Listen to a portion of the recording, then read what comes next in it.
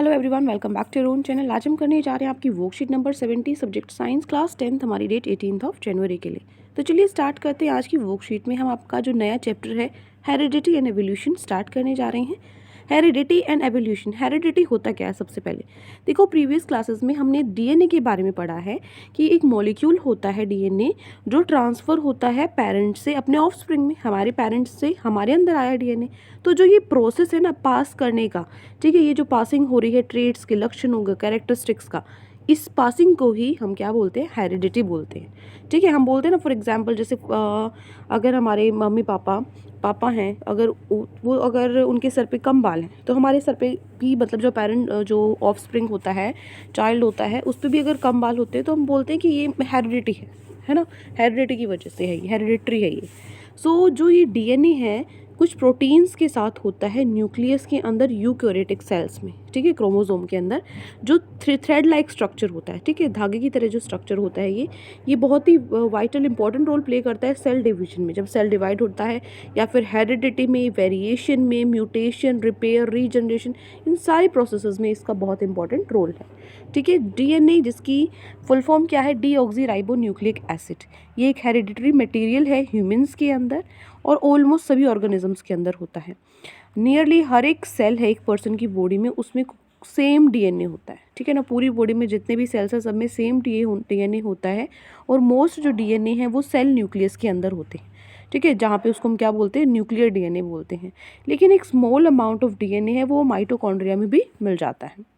उसके बाद जो ट्रेट होता है, ट्रेट या फिर एलील जिसको हम बोलते हैं, ट्रेट होता है लक्षण।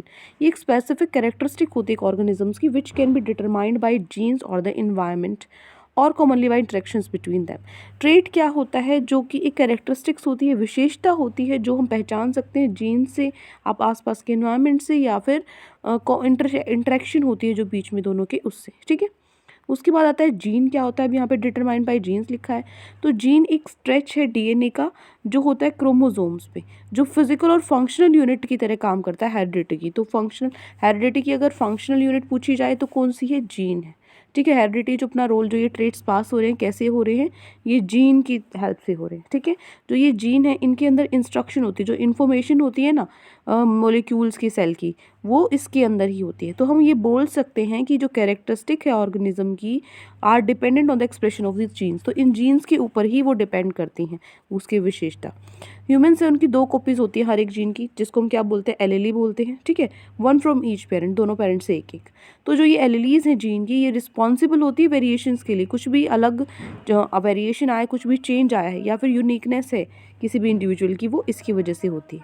ठीक है, नेक्स्ट है, ये तो हो गया आपका बेसिक कॉन्सेप्ट। ठीक है, अब देखो यहाँ पे आपको एक डायग्राम भी दिया हुआ है। इनसाइड द सेल, सेल के अंदर देखो क्या क्या होता है। ये आपका सेल है, इस सेल के अंदर ये आपका न्यूक्लियस है जो इस तरीके का दिखाई देता है। उस न्यूक्लियस के अंदर क्या है? क्रोमोसोम्स है।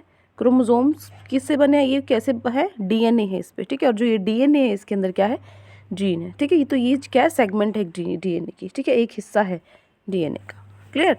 तो ये होता है सेल, इसके अंदर इस तरीके से आपका वो करता है सारी चीज़ें। ठीक है, अब जो ये जीन नेम है, ये किसने दिया था? ये जीन नेम जॉनसन ने, ये जो टर्म है जीन, इसको नाम दिया था। जो ग्रोगर जोहन मेंडल है, इनको हम फादर ऑफ जेनेटिक्स बोलते हैं। ठीक है, नाउ नेक्स्ट है accumulation of variations during reproduction process. Reproduction process के दौरान जो चेंजेस आते हैं, वेरिएशंस तो देखे जाते हैं। ठीक है, उसके बारे में यहाँ पे क्या है? Creation of variations due to inaccuracies in DNA copying process. क्या है यहाँ पे? इनएक्यूरेसी प्रोसेस ही, थोड़ा सा भी अगर एरे होता है डीएनए कॉपी करने में तो चेंज आ जाता है, वेरिएशन आ जाता है ना। देखो यहाँ पे इस तरीके से ये है, यहाँ से ये देखो रेड है, यहाँ से ये नीचे ग्रीन है।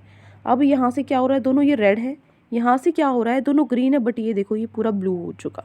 ठीक है, तो ये एरर की वजह से है यहाँ पे। ठीक है, सो कोई भी ऑर्गेनिज्म जब रिप्रोड्यूस करता है, डीएनए जो है वो छोटे छोटे उसके अंदर चेंजेस आते रहते हैं, जो लेकिन बॉडी डिज़ाइन है वो सेम रहता है। ठीक है, लेकिन बाकी छोटे छोटे माइन्यूट से चेंजेस आते रहते हैं। तो जिसकी वजह से यही कारण है वेरिएशंस का नेक्स्ट जनरेशन में, या फिर जो उससे आगे जो जनरेशन्स आनी है उनमें जो होना है। ठीक है, तो जो ये वेरिएशंस हैं ये ज़्यादा किस में होती है, सेक्सुअली रिप्रोड्यूसिंग ऑर्गेनिजम्स में ज़्यादा होती है, इनमें ज़्यादा वेरिएशंस होती हैं than a sexually reproducing ones. इसको एक समझते हैं एक एग्जांपल से। जो ए सेक्सुअल रिप्रोड्यूसिंग बैक्टीरियम है जो वेरिएशंस दिखाता है, जिसमें 2 बैक्टीरिया हैं, डिवाइड हो जाते हैं 4 में, ठीक है। यहाँ पे आपको दिखाई दे रहा है जिस तरीके से, सब में छोटा छोटा माइनर डिफरेंस है, देखो सब में बस ये हल्का हल्का डिफरेंस है। लेकिन ये would all these variations have equal chances of survival, क्या सबके जो इक्वल चांसेस है सर्वाइवल के? नो। फॉर एग्जाम्पल, अगर टेम्परेचर है जोग्राफिकल एरिया का वो बढ़ जाता है तो जो हीट स्टेबल बैक्टीरिया वही सर्वाइव करेगा सिर्फ, इसका मतलब जो बेनिफिशियल वेरिएशन है वही सर्वाइव करेगा जनरली, ठीक है। अगर ऐसे वेरिएशन आते हैं, ऐसे चेंजेस आते हैं जो अडेप्ट नहीं कर पाते हैं तो उनकी जो चांसेस हैं सर्वाइवल के वो कम हो जाते हैं, ठीक है। Now moving to our question. So आज हमें 4 क्वेश्चंस गिवन है, 1 बाय 1 सभी के सॉल्यूशंस कर लेते हैं। क्वेश्चन नंबर फर्स्ट है, what is caused when DNA copying process is inaccurate? क्या होता है जब डीएनए प्रोसेस कॉपिंग प्रोसेस है इनएक्यूरेट होता है? क्या होता है? वेरिएशन होती है। The DNA undergoes minute changes although the basic body design is same.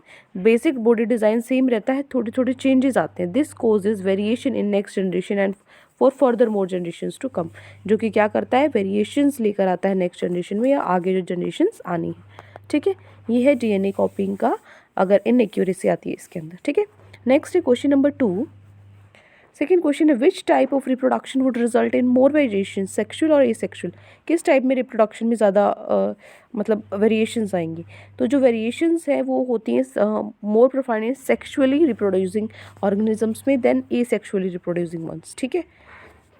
मतलब जो सेक्सुअली रिप्रोड्यूसिंग ऑर्गेनिजम्स है उनमें वेरिएशंस ज़्यादा होती हैं। नेक्स्ट है क्वेश्चन नंबर 3, डिफाइन हेरिडिटी, ठीक है, और जीन और एक मिनट,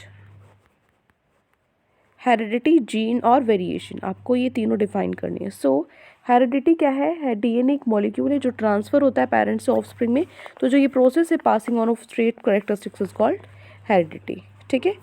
नेक्स्ट है जीन। जीन क्या होता है? ये स्ट्रेच एक डीएनए का पार्ट है छोटा सा जो क्रोमोसोम्स पे होता है, जो एज अ फिजिकल और फंक्शनल यूनिट ऑफ हेरिडिटी की तरह काम करता है, ठीक है।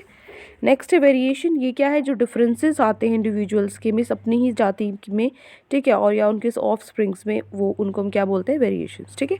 जो डिफरेंसेस है, जो चेंजेस आए, क्लियर। ये हो गया क्वेश्चन नंबर 3 जिसमें हमें डिफाइन करना था हेरिडिटी और जीन और वेरिएशन को। नेक्स्ट है question number 4, in an asexually reproducing population, asexually reproduction की बात हो रही है यहाँ पे, जिसमें जो ट्रेट ए है वो 20% है, जो दूसरा ट्रेट है वो 40% है। Which one has arisen later, ठीक है, कौन सा वो हुआ है लेटर राइज हुआ है? तो देखो ट्रेट बी है is more likely to have arisen earlier, because B earlier आए because it has high percentage of population, इसकी हाई परसेंटेज है पॉपुलेशन की, तो ये पहले आया है। And in asexual reproduction traits are carried over to next generation with minimal changes in the traits, ठीक है। एसेक्सुअल रिप्रोडक्शन में ट्रेट्स हैं वो क्या होते हैं, नेक्स्ट जनरेशन में वही जाते हैं जिसमें कम से कम चेंजेस जो होते हैं, ठीक है ना। तो लेटर कौन सा आया है? पहले आया है बी, ठीक है, उसके बाद आया है ए, क्लियर। चलिए,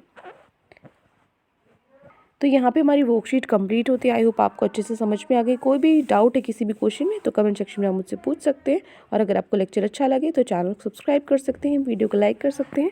आज के लिए इतना ही, मिलते हैं नेक्स्ट वीडियो में। Till then take care, bye bye.